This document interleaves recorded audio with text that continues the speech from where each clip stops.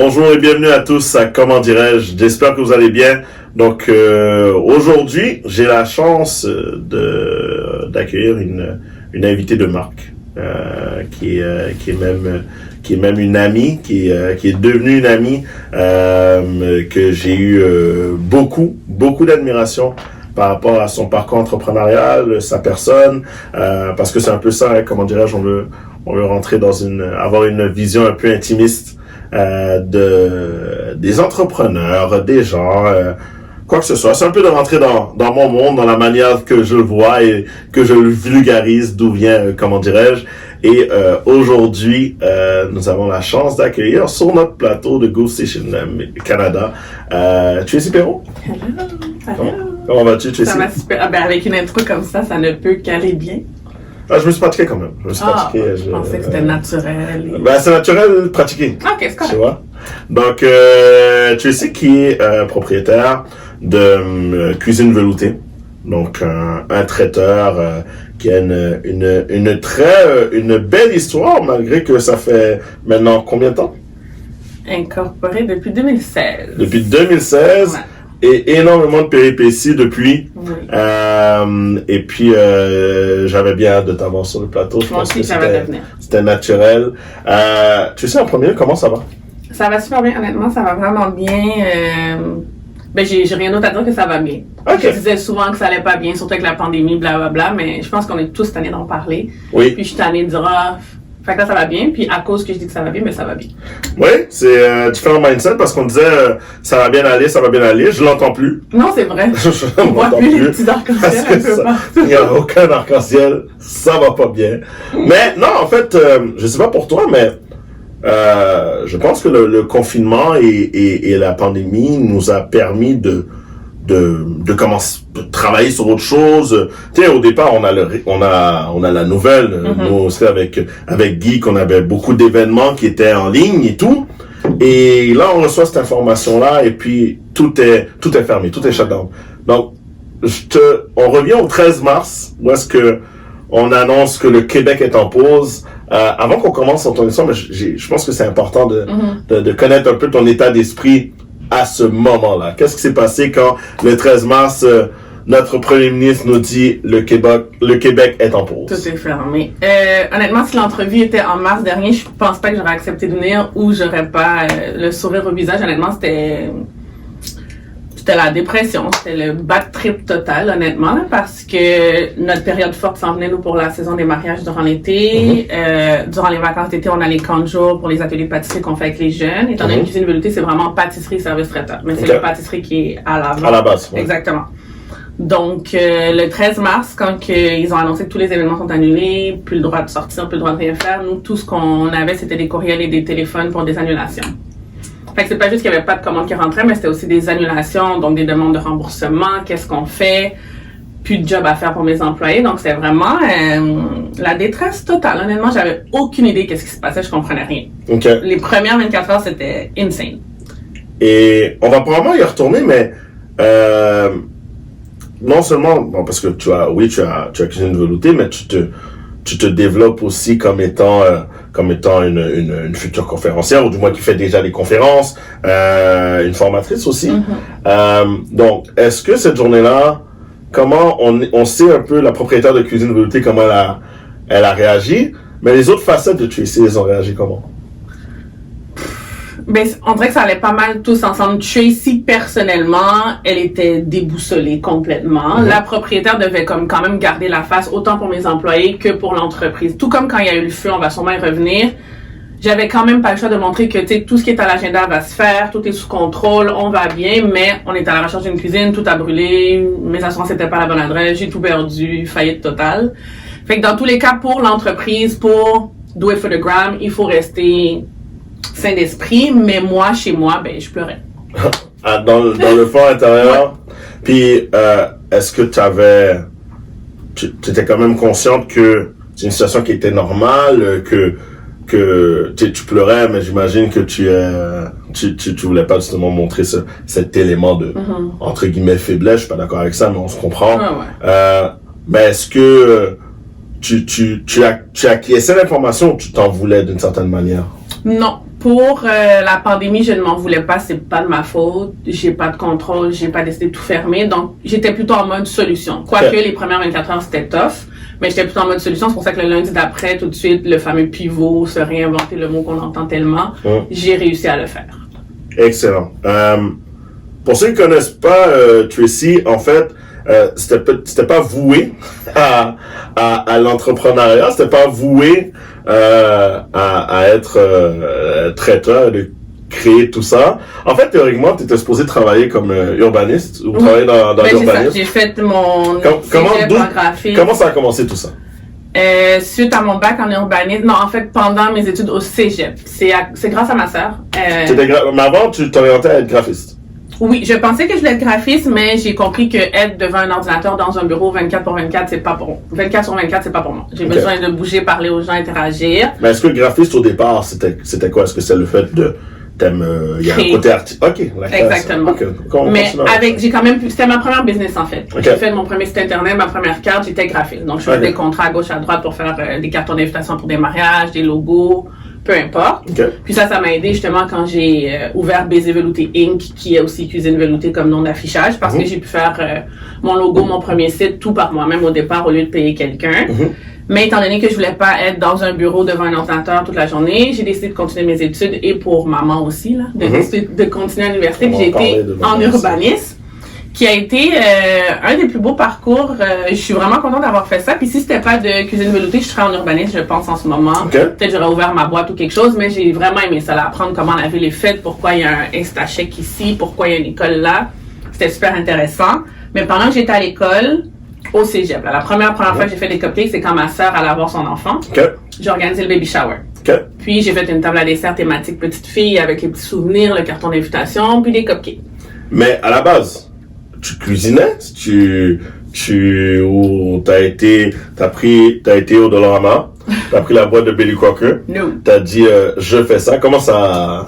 Non, j'ai toujours aimé cuisiner. Les femmes dans ma famille sont toutes des top chefs bonnes cuisinières, mais moi je suis pas du tout sucrée. J'ai pas goûté encore. Menteur, j'en mange à tous les jours, il est à la boutique. Mais moi, j'aime pas les sucreries. J'aime pas le chocolat. J'aimais pas les desserts. J'ai vraiment pas la dent sucrée, mais là, j'ai appris à aimer. Mais non, pour faire les cupcakes la première fois avec une amie avec qui j'allais au secondaire, on a cherché sur Internet, puis on a fait notre propre recette. Là, c'était pas une boîte déjà tout fait, on a vraiment fait tout from scratch. Puis c'est à partir de là que les gens qui étaient au baby shower ont trouvé ça beau, ont trouvé ça bon. Plein de fois, de temps en temps, on me demandait, est-ce que tu pourrais faire ça pour un baptême, pour la fête à ma soeur, la fête à ma tante? Puis là, j'avais des commandes une fois par 2-3 mois, mais c'était comme la fin du monde dans ce temps-là. Fallait à ce moment-là que j'allais acheter mon beurre. Je faisais mon glaçage dans un sac Ziploc. Je livrais ça dans des plateaux d'aluminium. C'était vraiment bootleg, comme on dit. Mais quand j'ai vu le potentiel pendant que j'étais à l'école, ensuite à l'université, puis j'ai passé à quelques émissions à la télé, j'ai pu en parler. Puis là, j'ai vu vraiment que les célébrations, il y en aura tout le temps. Les gens veulent toujours fêter. Fait que je suis comme, c'est winner. Donc, les émissions à la télé qui t'ont lancé. Donc, tu as passé un souper presque parfait. Oui. Et à quelle autre émission? La guerre des clans, Atome Crochu. Pour l'instant, c'est ça. Il y en a d'autres qui s'en viennent, mais je peux pas encore en parler. Il y en a une qui s'en vient à l'hiver prochain, je peux pas encore en parler. Donc là, si je vois, t'as été en gradation, là. Donc, t'as été... Le premier, c'était Atome Crochu. Atome Crochu, guerre des clans... Un souper presque parfait. C'est quoi? C'est Occupation Double prochain? Oh, c'est toi jamais? Mais non, mais Occupation Double joue en ce moment. Les auditions sont pas tout de suite. Non, c'est pas ça. Mais ok, et en fait, c'est déjà à la base, si tu vas dans des émissions comme ça, c'est que t'as pas peur de te mettre à l'avant-plan. Okay, et je pense que c'est quelque chose de super important pour tout entrepreneur, tout entrepreneur, je vais pas dire pour tout le monde, de sortir de sa zone de confort puis d'en parler au plus de gens que tu peux. Mais quand tu as été dans ces émissions-là, est-ce qu'au départ, c'était dans l'optique de te mettre à l'avant-plan ou juste que tu aimais ça? Non, c'était dans l'optique de parler de ma compagnie. J'aime les émissions télévisées, j'aime les jeux de société, j'aime tout ça, mais mon but à chaque fois, c'était de plugger d'une petite manière, comme je pouvais, ma compagnie. J'ai réussi, je pense, à le faire à chaque fois. Et comment ça a commencé après? Comment ça t'as pu te lancer puis justement cette route-là jusqu'au premier événement? En fait, c'est ça. À force de voir que les commandes rentraient, je me suis mis aussi sur Groupon. Ça aussi, ça a aidé. Puis c'est là, une fois que j'ai terminé mon bac en 2014, j'avais commencé à travailler jusqu'en octobre-novembre 2014. Puis là, c'est ça, je commençais à demander des journées off, j'arrivais en retard, je demandais de quitter plus tôt, je faisais des cupcakes le soir, je livrais le matin avant d'aller travailler, ça fonctionnait plus. Puis j'ai réfléchi un petit peu, pas vraiment longtemps. J'en ai pas parlé à mes parents, juste à ma soeur puis un de mes amis pour leur dire que j'allais donner ma démission. OK. Puis j'ai donné ma démission, puis après, je l'ai dit à mes parents. Pourquoi ça s'est fait comment? Pour pas que ma mère, surtout ma mère, là, parce que quand je lui ai dit, ma mère, elle a pleuré comme, oh mon Dieu, tu travailles pour la ville, t'es urbaniste, puis là, tu te lances. Mais justement, j'aimerais ça qu'on en parle parce que certains ne le comprennent pas, et surtout, on va avoir un auditoire qui est un peu, qui va varier, du moins on l'espère. C'est quoi cette peur, justement, les gens qui sont issus des communautés, surtout, cette peur de, justement, décevoir le parent à ce niveau-là? Est-ce que tu peux un petit peu plus en parler? Je pense qu'il y a la peur, mais il y a aussi le fait, le bien paraître que le parent te met sur toi. C'est ça, parce que ils sont venus au Québec pour nous donner la chance d'avoir une bonne éducation, un bon emploi.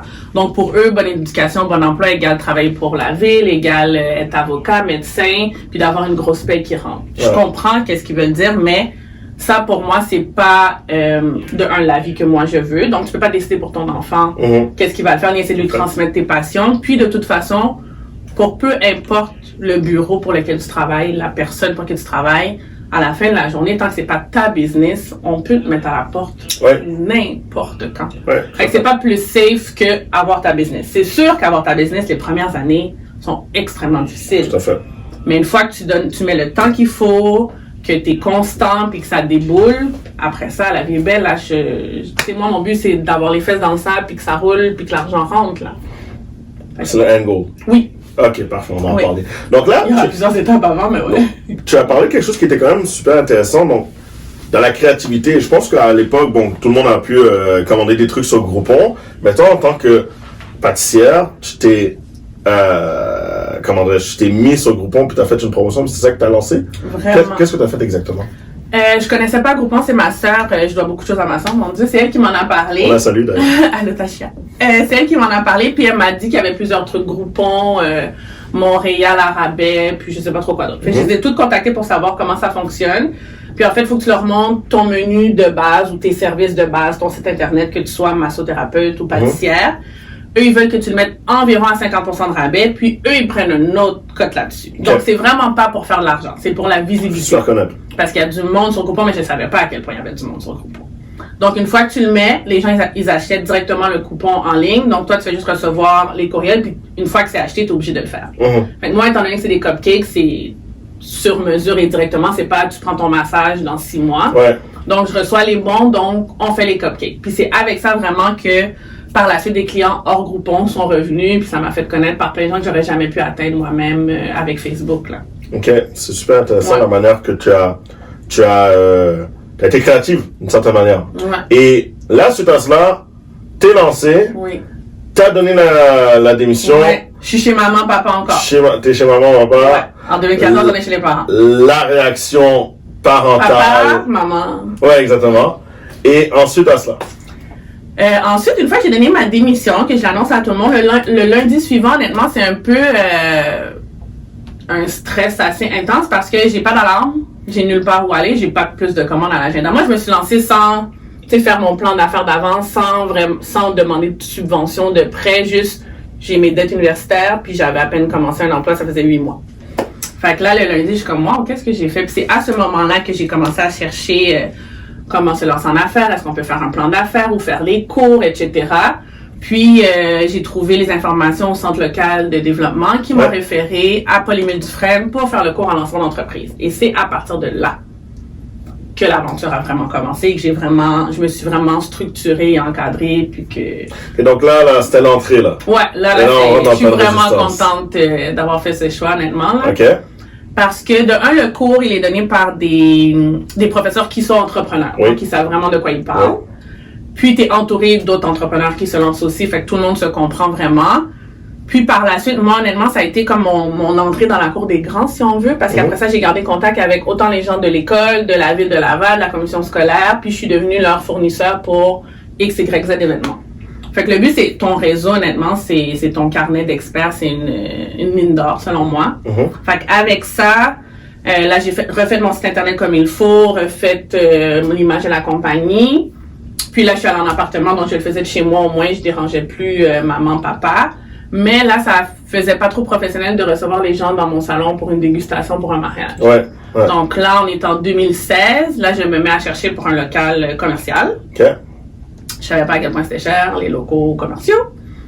Puis, je trouve que je voulais absolument être à Laval, mais il n'y avait rien à Laval qui faisait mon affaire. Puis, j'ai trouvé un premier endroit à Montréal sur la voie de service de la, je sais plus, la 40, la 13, où est-ce qu'il y a le siège social du McDo. OK. Je sais pas si ça dit quelque chose. Ouais. C'est dans un immeuble à bureau, puis il y avait une cafétéria là, puis ils n'avaient pas de dessert. Puis, j'ai rencontré la dame, je ne sais plus comment, à travers un contrat, je pense. Puis elle m'a dit, ben tu sais, on a de la place dans la cuisine, on a déjà des gens qui viennent dîner, fait que ce serait bien, tu pourrais produire de là, puis faire tes trucs. Fait que tout est beau. La semaine que je suis posée de rentrer à cet endroit-là, elle m'écrit pour me dire, je ferme tout, mon chef m'a lâché, je suis tannée, ça marche pas, je m'en vais. Ben la visite. Ouais, moi j'attendais ma livraison pour mon frigo puis mon bureau. OK. Fait que premier échec, si on veut, j'étais comme, oh my god. Mais un mal, toujours pour vrai, je pense à chaque fois qu'il y a quelque chose de mal, si tu je sais pas là, tu te laisses pas aller avec ça, tu t'affaisses pas là-dessus, il y a quelque chose de bien qui va arriver parce que j'ai réécrit à la personne du centre local de développement qui m'avait référé à Pauline Dufresne pour le cours de lancement d'entreprise pour lui dire, l'endroit où ce que je pensais avoir trouvé, finalement, ça marche pas. Si tu entends quelque chose ou tu connais quelqu'un qui loue ou sous-loue, exactement. Puis elle m'a dit, justement, un autre de mes clients, il quitte, il y a un local à Laval sur l'Évêque qui est à 2 minutes de chez moi. Il part sur la rive sud, il y a déjà tous les équipements, voici les coordonnées du proprio, va le rencontrer. J'ai été, le lendemain, on a signé, et ça a été mon premier local commercial en face de l'école Saint-Maxime sur l'Évêque à Laval. Wow. Ouais. Puis c'était parfait, c'était pas cher, il y avait déjà tous les équipements, puis il faisait des biscuits congelés. Puis au fond, il est venu, il a laissé ça.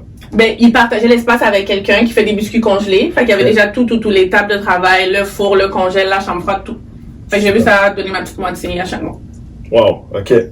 Et c'est là que ça a commencé. Et c'est là que ça a commencé. Je me suis mis sur Internet, adresse commerciale, tu te fais encore plus voir sur Google, t'as l'air plus professionnel. Puis là, j'ai eu de plus en plus de clients. Et ça m'apporte à un point que tu as discuté tantôt parce que souvent, il y a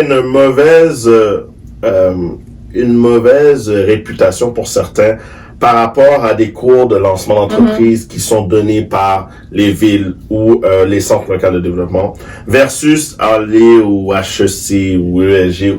Peux-tu un peu dire un petit peu ton commentaire là-dessus? Ça veut dire que quelqu'un qui veut commencer en business, je pourrais pas dire quels sont les bons côtés ou les mauvais côtés, mais peut-être expliquer un peu le fait de ton cheminement, pourquoi ça a été bon pour toi, le fait d'autant plus que tu as fait le chemin universitaire qui n'était pas au niveau des affaires, mais tu as quand même fait ce cursus-là universitaire.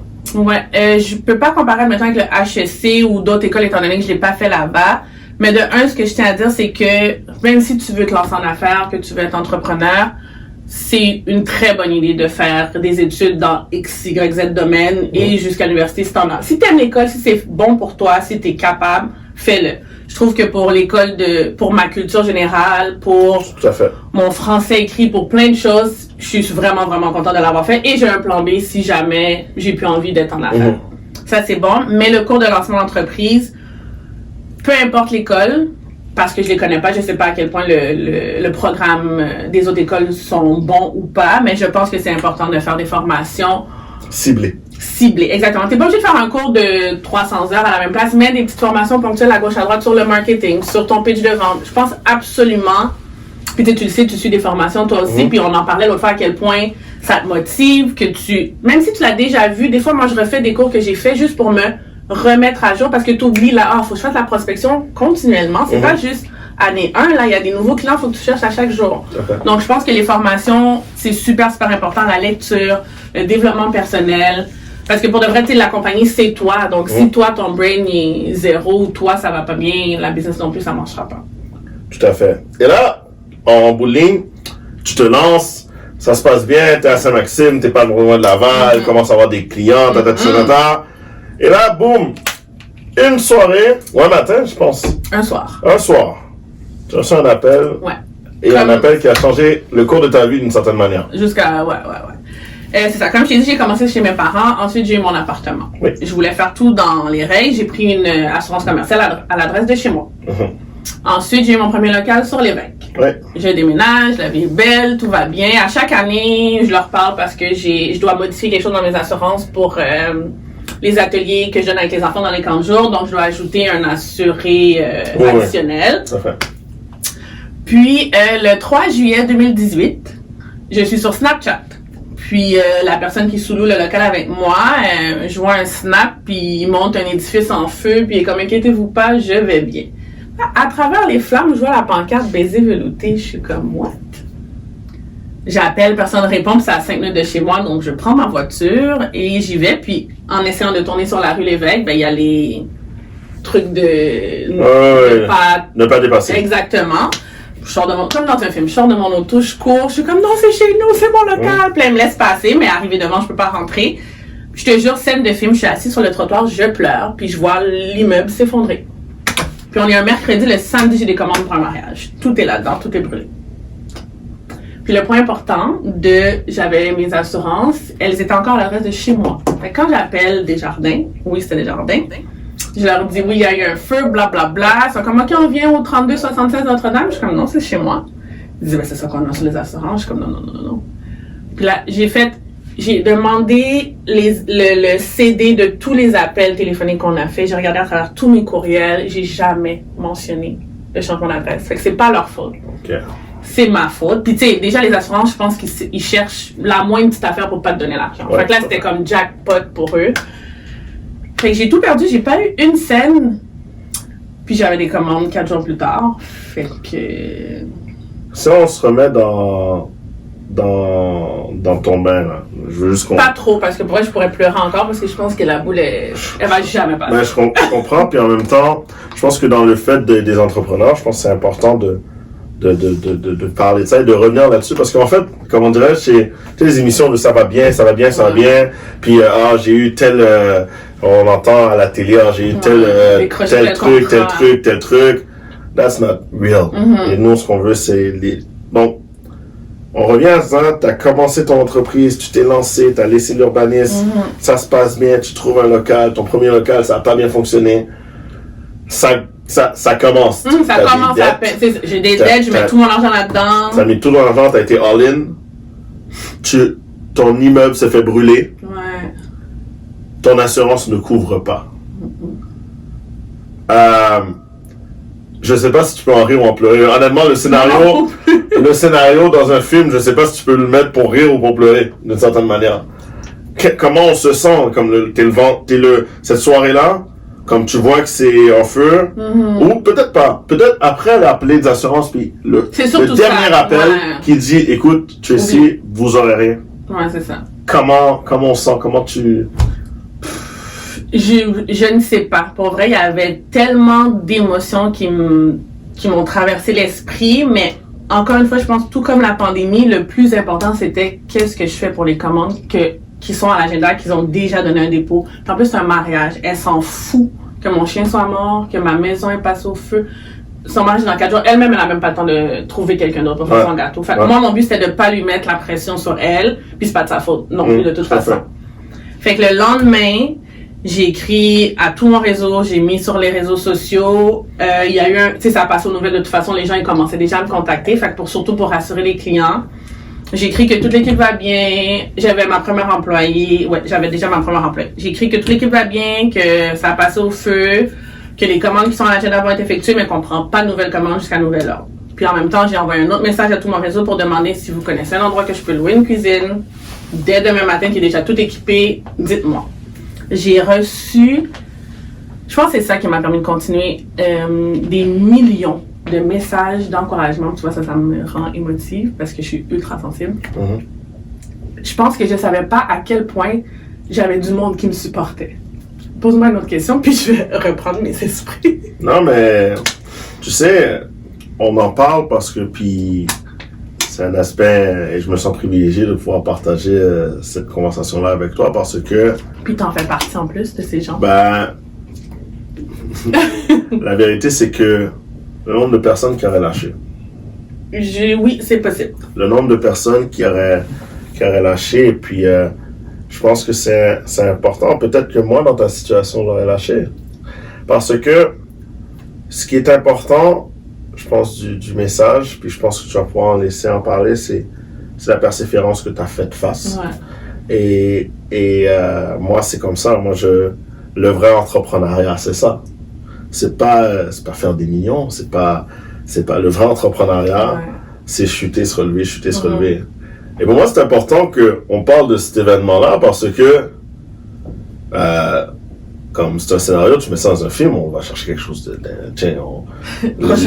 l'émotion, elle se partage parce que tu vas chercher de loin, mais en même temps, on récolte ce qu'on sème, ce qui veut dire que la manière que tu as respecté les gens, la manière que tu as été aidante avec les gens, la manière que tu as semé d'une certaine manière, sans le vouloir. Hein. Des fois, c'est comme ça, semer sans le vouloir le bonheur des gens. La manière que tu as eu ce retour et d'encouragement, ce n'est qu'en ton honneur parce que c'est quelque chose qui est pas... Il n'y a rien qui se... Je veux dire, ça se mérite, tu vois. Ça se mérite. Et puis, à la fin, ça, c'est la partie la plus... Peut-être dure. Mais, tu as reçu une personne, ou il y a une personne qui t'a répondu, qui avait une cuisine. Oui, un entrepreneur haïtien noir junior de la Fourchette Remplie qui fait lui des meal prep pour la semaine à la maison. Ouais. Il m'a appelé, il m'a dit Tracy, j'ai une cuisine. En plus, moi, pendant l'été, c'est la période plus tranquille parce que tout le monde est en vacances. Il dit donne-moi le prix que tu veux, paye-moi à la semaine jusqu'à temps que tu trouves un autre endroit, and it's yours.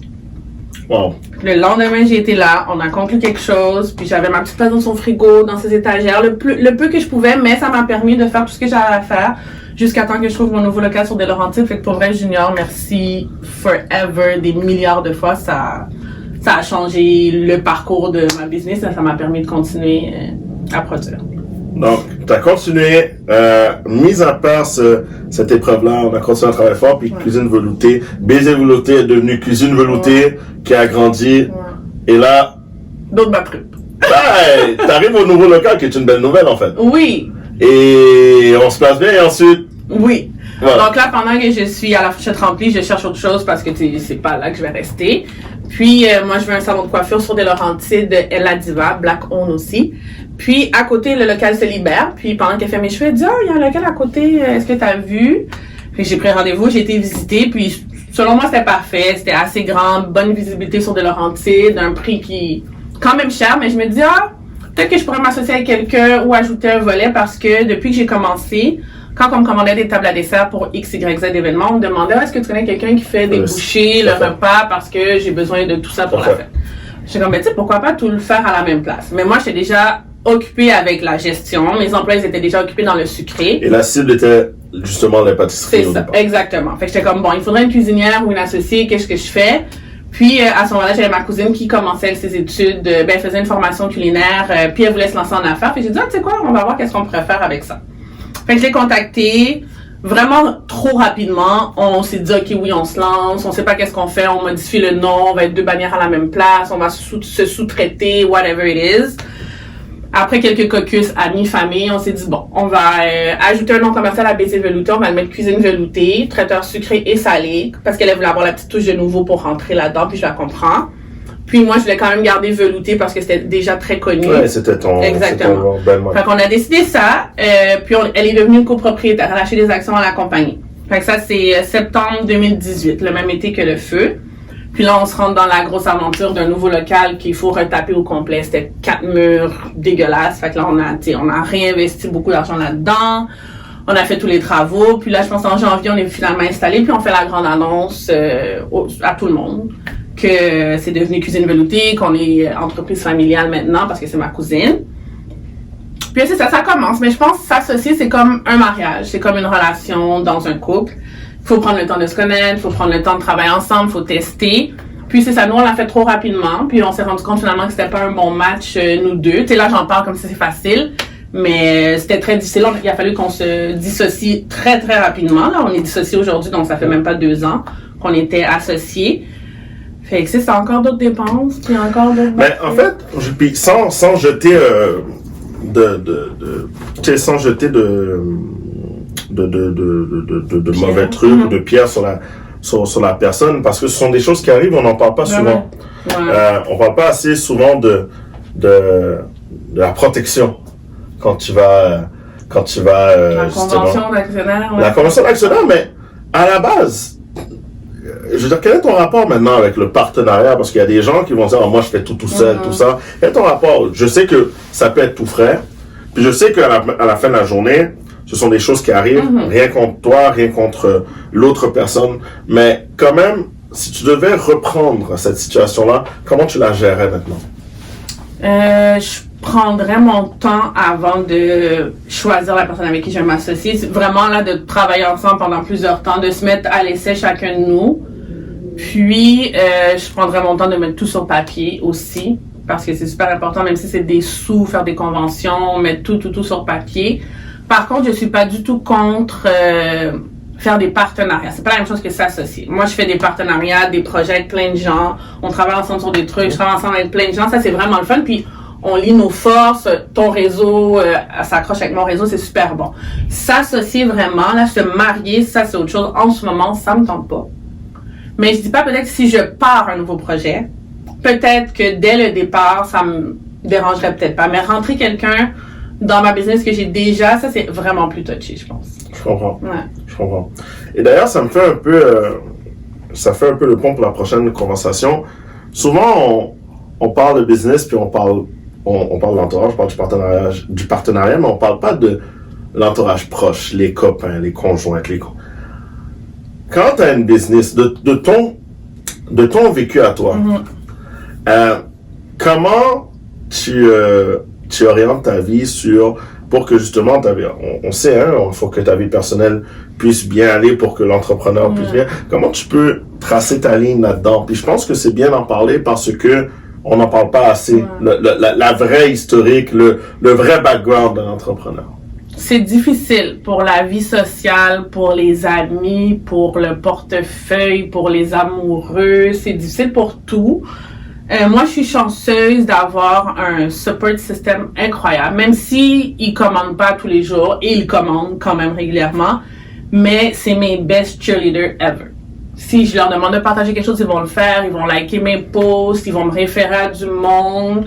Si c'est un produit qu'ils ont besoin, ils vont faire affaire avec moi. Fait que ça, je suis super contente.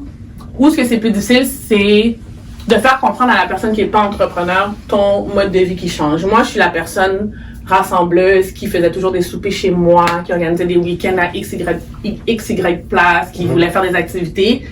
Mais au moment que je suis rentrée à temps plein dans ma business, j'ai plus le temps de faire ça. Si tu m'invites à quelque part, je sais pas d'avance si je peux, je te le dis last minute. Fait que ça pouvait être un petit peu frustrant pour des gens autour de moi qui étaient comme toi tu travailles tout le temps.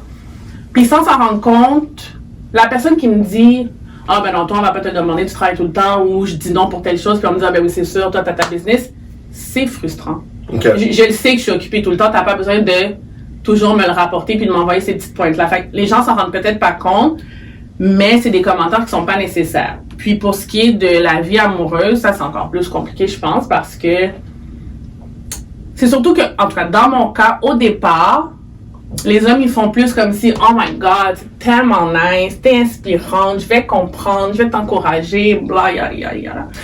Mais une fois que tu rentres vraiment dans ma vie, puis que, ce que je t'ai dit au début, quand je t'ai dit, ben, tu sais, le vendredi, je sais pas si je vais pouvoir aller jouer au poker avec toi chez ton ami. Le samedi, je sais pas. Tu joues au poker? Non. Ah, mais ça, jouer aux cartes. Ok, non, mais je trouvais ça badass, là. C'est comme, jouer au poker. J'aurais tout dit oui. Pas au poker. Le samedi, je sais pas si je vais pouvoir aller à la fête de tel. Je vais le savoir comme le jour même, aussi, j'ai pas beaucoup de commandes. Puis, ou le mercredi soir, quand je rentre à 19h, puis que je me suis réveillée depuis à 7h, puis que j'ai pas arrêté, je suis fatiguée. Au départ, c'est super cute, c'est super le fun, mais quand tu rentres vraiment dans ma vie, puis tu vois, c'est vrai, c'est là que c'est plus difficile pour des personnes. Puis moi, la minute que quelqu'un me fait sentir mal d'être autant occupé ou de donner autant de temps à m'accompagner, j'ai fini avec toi. OK. Ça passe pas. Just like that. Ça passe pas parce que si tu ne comprends pas. Puis j'en fais beaucoup d'efforts en passant. Puis, tu sais, mon ex, son fils était au hockey. J'étais rendue une hockey stepmom. Je faisais mon horaire en fonction d'aller porter des fois son fils. Tu sais, je fais beaucoup d'efforts. Je sais que je suis quand même une bonne personne en couple, mais reste que j'ai beaucoup d'obligations. Puis la fin de semaine, c'est ma période la plus occupée. Tout à fait. Fait que puis c'est pas lui que je parle qui me fait sentir mal de whatever. Mais c'est ça, si t'arrives pas à comprendre, puis tu peux pas me supporter non plus tout comme moi je te supporte. Puis tu sais, on n'a pas le temps, mais quand même, mettons avec lui, je l'accompagnais en hockey, il venait faire les livraisons avec moi. Tout à fait. Fait qu'on peut trouver un moyen de... Mais si tu fais juste comme, t'es tout le temps en train de ci, t'es tout le temps en train de ça, c'est beau, là. Ça devient un peu compliqué. Ouais, c'est ça. Mais dans tout ça, parce que t'as une superbe histoire, je veux dire, de persévérance et tout ça, mais qu'est-ce que la réussite pour toi? On va dire là, tu sais, tantôt, on en a parlé, puis je fais toujours des mots.